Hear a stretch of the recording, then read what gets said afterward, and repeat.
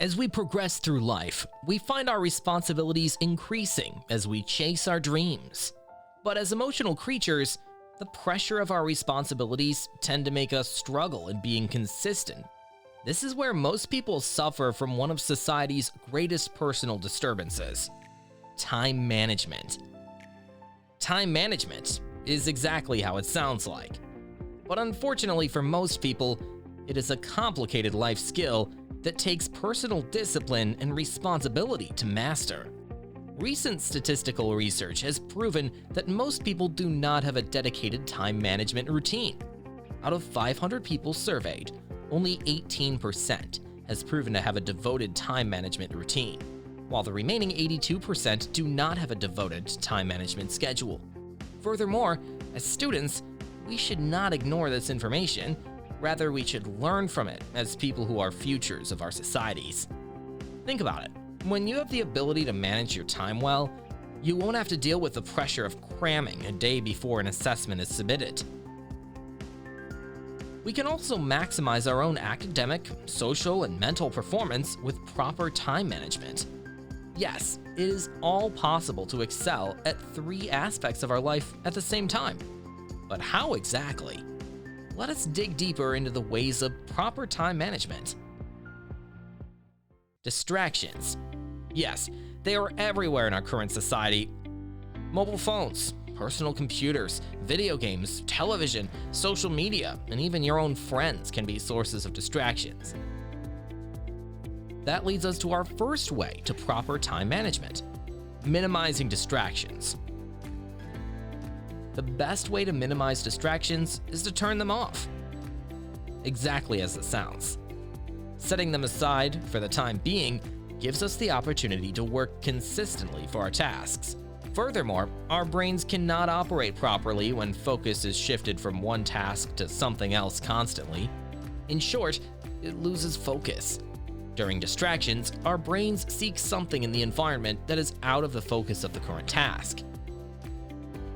And therefore, we give in to the urge of procrastination since we are used to comfort. By the way, we also state excuses to feel relieved about it. The second strategy is organization.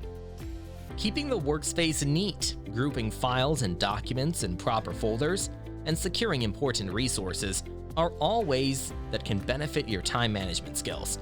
Did you know that our mental thinking is also affected by visual clutter?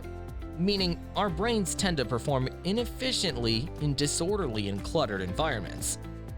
Meanwhile, it performs best at clean, tidy workspaces.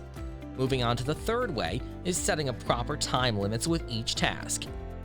Work time doesn't necessarily have to be 3 or 5 hours straight. The same goes with free time. You also don't need to pull off an all-nighter every time you're issued a task. Setting time limits is about balancing between comfort time and work time. When balance is obstructed, our work and mental performance is heavily affected. Having 10 to 15-minute breaks after every hour of work, followed by a bigger rest after 3 or 4 periods, is one efficient way of properly setting your time limits. Our next strategy is prioritizations.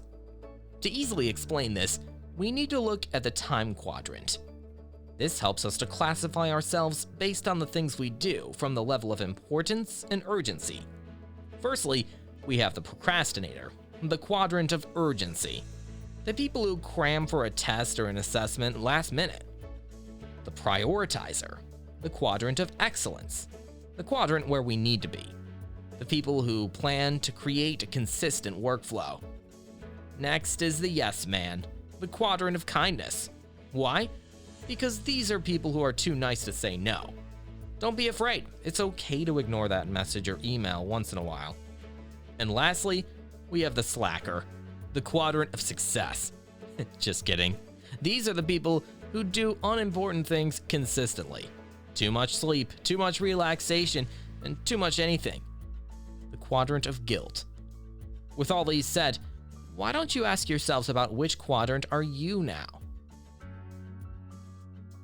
Our last and final way to efficient time management is rewarding yourself. Did you not expect this to be included here? but it has been proven that giving yourself rewards after every milestone boosts your motivation. You see, our brain discharges a certain hormone called dopamine when we're given rewards. Dopamine is a powerful hormone because it is responsible for giving us pleasure, satisfaction, and motivation. Another good news is rewards can be anything. It can be something you always wanted, a vacation, or just bonding with your friends or families.